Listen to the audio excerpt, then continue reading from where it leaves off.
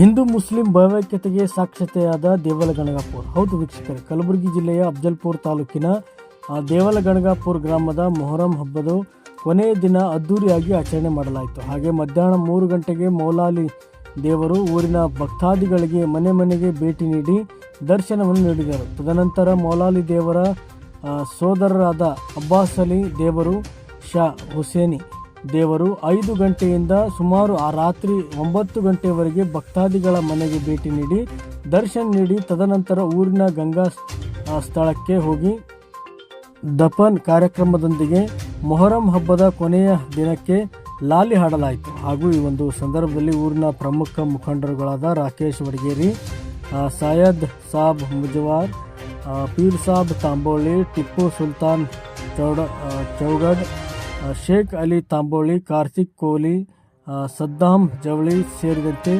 ಊರಿನ ಯುವಕರು, ಹಿರಿಯರು ಮತ್ತು ಗ್ರಾಮಸ್ಥರು ಉಪಸ್ಥಿತರಿದ್ದರು.